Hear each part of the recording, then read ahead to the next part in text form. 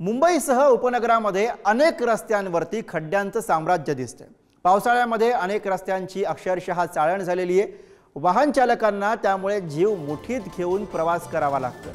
मुंबईलगतच्या उपनगरांमध्ये सुद्धा रस्त्यांवरती खड्ड्यांचं साम्राज्य आपल्याला बघायला मिळतं। पावसाळ्यामध्ये अक्षरशः अनेक रस्त्यांची चाळण झालेली आहे। मुंबईसह उपनगरांमध्ये आपल्याला अनेक भागांमध्ये खड्डेच खड्डे बघायला मिळतात। आणि याच विषयी आपण अधिक बोलूया। प्रतिनिधी निखिल चव्हाण सध्या मुंबईतून आपल्या सोबत आहेत। निखिल, दरवर्षी पावसाळ्यामध्ये खड्डे काही मुंबईकरांची पाठ सोडत नाहीत आणि या वर्षी सुद्धा आपल्याला तेच चित्र दुर्दैवाने मुंबईमध्ये बघायला मिळत आहे। या खड्ड्यांमुळे कशा पद्धतीने एकूणच मुंबईतल्या वाहतुकीवरती परिणाम दिसतोय?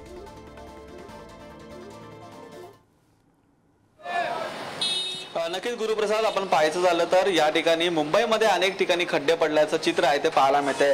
पावसाळ्यापूर्वी हे खड्डे बुजवण्याचं काम आहे ते महानगरपालिकेच्या वतीने करण्यात आलेलं होतं, परंतु हे खड्डे आहेत ते पाऊस पडल्याच्या नंतर पुन्हा एकदा वरती तोंड काढू लागलेत। आपण दादर परिसरामध्ये आहोत आणि याच परिसरामध्ये दादर स्थानकाच्या पासून हाकेच्या अंतरावरती असलेल्या रस्त्यावरती देखील मोठे खड्डे आहेत ते पडलेले आहेत। या ठिकाणाहून अनेक लाखो प्रवासी आहेत ते प्रवास करत असतात। त्यासोबतच अनेक या ठिकाणी जे टॅक्सी चालक आहेत ते देखील प्रवास करत असतात।